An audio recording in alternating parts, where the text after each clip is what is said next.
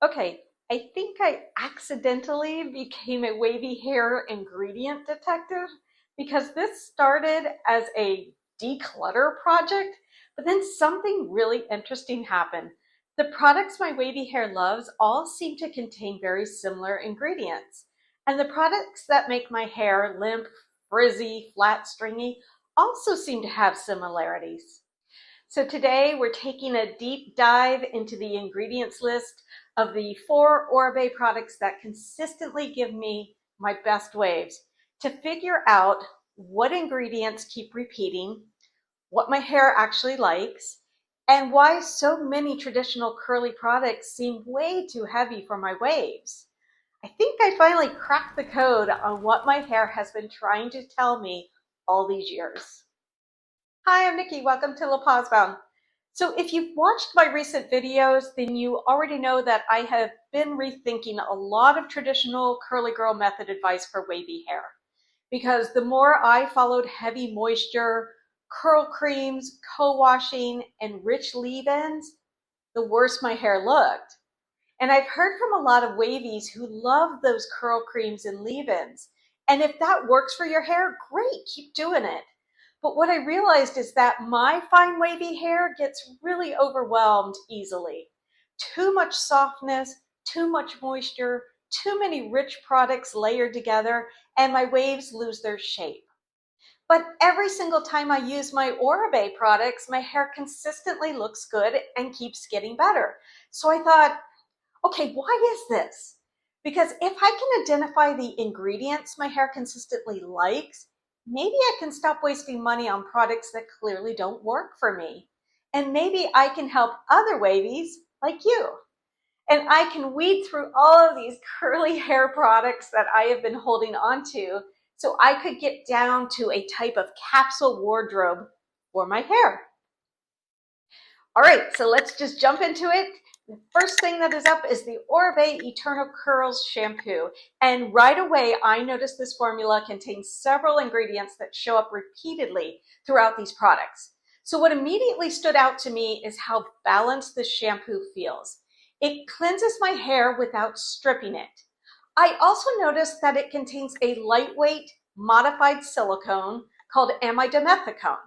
So unlike heavier traditional silicones that are often found in smoothing products, like high amounts of dimethicone, amidimethicone is more selective. It targets the areas of the hair that are more damaged from things like heat styling and sun exposure and humidity. And I think this is part of why my hair responds so differently to these products. Some heavier silicone-based formulas, they can leave fine wavy hair feeling coated, weighed down, or flat over time. But amidimethicone, it smooths the frizz, it protects against humidity, and it helps seal the cuticle without making my hair feel greasy or collapsing my wave pattern. I also noticed the Oribe Eternal Curls shampoo, it contains proteins and amino acids. So things like hydrolyzed rice protein, hydrolyzed vegetable protein, and amino acid blends. So these ingredients, they help support and reinforce the hair strand. And if you've seen my other videos, you know I talk a lot about structured moisture. My waves need support. And what proteins and amino acids do is they give the hair grip, memory, and lightweight reinforcement, not stiffness. The proteins help support the hair strand and improve the hair's ability to hold its shape, while the amino acids, they improve elasticity and help retain moisture without heaviness. The last ingredient that I want to talk about with my shampoo is film forming polymers. So these help with frizz control, definition, humidity resistance, and keeping my wave pattern intact. They support hair structure.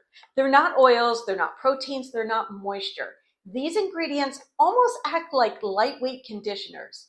Instead of relying on heavy oils and butters, they lightly smooth and support the hair strand without weighing down the wave pattern. So after looking at all of these ingredients together, I finally understood why my hair likes this shampoo so much. It's not overloaded with heavy moisture, rich oils, or thick butters that collapse my waves. Instead, this formula is built around lightweight structure and support. The shampoo, it gently cleanses without stripping my natural oils. It has lightweight silicones that smooth and control frizz without coating the hair, and proteins and amino acids that reinforce the strands and help my waves hold their shape, as well as film-forming polymers that create softness, definition, and humidity resistance without heaviness. That combination gives my waves exactly what I need: structure, support, controlled moisture, and lightweight conditioning. So how do fine wavies stop wasting money on shampoos? Well, look for gentle cleansing ingredients that won't strip your natural oils or rough up your cuticle. Look for lightweight silicones that won't weigh down your hair and coat your strands. And look for proteins and amino acids for grip, memory, and support, as well as reinforcement. And finally, look for film-forming polymers for lightweight support, humidity resistance, and softness without oils. They will help your hair hold its shape. So after dissecting the ingredients in the Oribe Eternal Curl Shampoo, I then compared the other 3 Oribe products that I use: the mask, the gloss, and the mousse. Remember, this is my baseline here. And what I discovered was a pattern. Each product was doing a different version of the same job. The shampoo prepares the hair correctly by gently cleansing, smoothing the cuticle, and providing light reinforcement to my waves. The mask, well, it adds controlled softness and elasticity, not ultra heavy repair, and more on that in a minute, but it provides balanced support. Now the gloss adds structure and humidity control with polymers, lightweight smoothing, and wave clumping. And the Oribe Grandiose Plumping Mousse, well, it locks in memory and volume with lightweight hold, airy structure, and flexible support.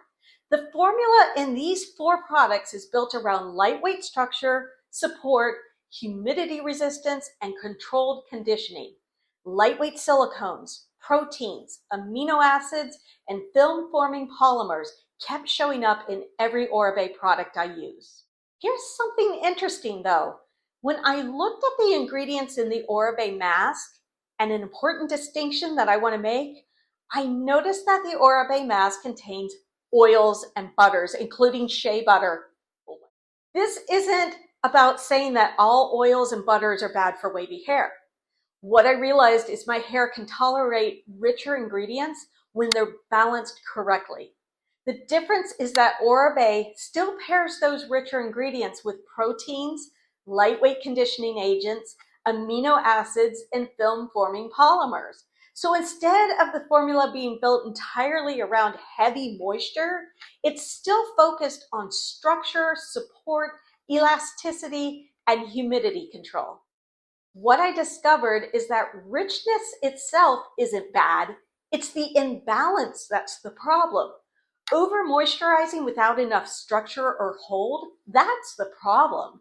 So take a look at your curl creams and your leave-ins that you like. Let me know in the comments if they contain butters, but are they also balanced with proteins and amino acids and film-forming polymers that all help your hair hold its shape while giving you structured support? So now when I go to declutter my products or shop for something new, I am not automatically thinking shea butter is bad or oils are bad. What I'm looking at now is overall structure of the formula. Is the product built entirely around heavy moisture? If it is, I don't want it. Or is it balanced with proteins, amino acids, lightweight conditioning agents, and film-forming polymers, as well as humidity support? Because my fine wavy hair doesn't just need moisture, it needs structure, it needs support, and it needs controlled conditioning. And I think that's the key piece that I was missing for years. I actually turned that chart into a free downloadable PDF if you need help identifying what ingredients to look for in products for fine wavy hair when you go shopping. So I'm going to link it below. In my next video, I'm going to go through my products in my bins that are sitting here and on my shelves, and I'm going to declutter the products that are not made for fine wavy hair.